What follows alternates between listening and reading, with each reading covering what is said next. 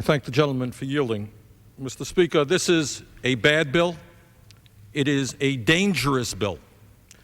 I get a little bit tired of people in Congress talking about freedom, freedom, freedom, but apparently they do not want to give the American people the freedom to make the decisions with regard to what radio and television programs they can watch or hear.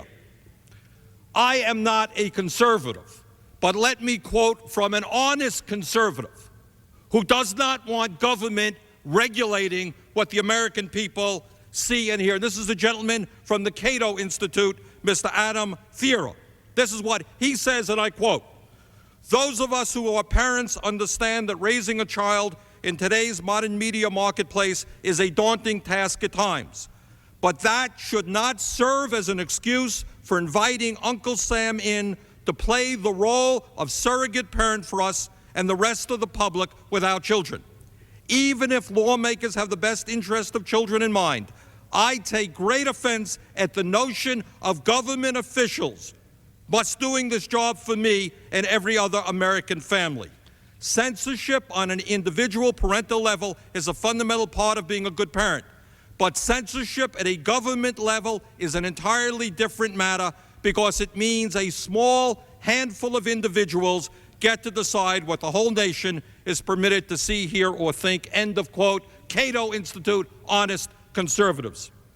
Mr. Speaker, the specter of censorship is growing in America today, and we have got to stand firmly in opposition to it. What America is about is not my agreeing to what you say. It is my agreeing that you have the right to say it. That's what we fought for. I am particularly outraged when I read in Reuters on December 13th, and I quote, 66 ABC affiliates refused to air the uncut movie on Veterans Day last month of Saving Private Ryan, citing concerns they could face fines for profanity and graphic violence from the FCC. The men who fought in World War II against Hitler, who gave their lives and on D-Day, we cannot see that film because ABC is afraid to show us, and that is under the old rules. In addition to the self-censorship imposed by ABC on Saving Private Ryan, there is more.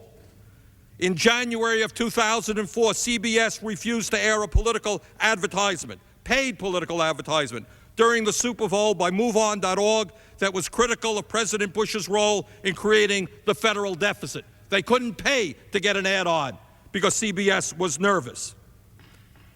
And more, and can I have an additional minute? Can I ask the gentleman for an additional minute? I yield the gentleman one additional minute. I thank the gentleman very much.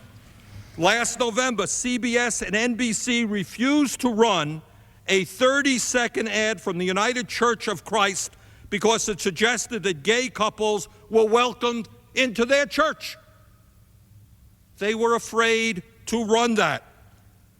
And just last month, many PBS stations refused to air an episode of Postcards with Buster because they showed a lesbian couple. In other words, this legislation cannot be taken out of context with the overall move towards censorship which is taking place in this country.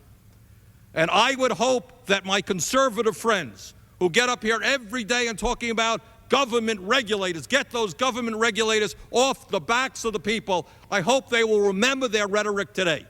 Let's not have a handful of government bureaucrats telling radio and TV stations and the American people what they can see and hear. I thank the gentleman. Yield back.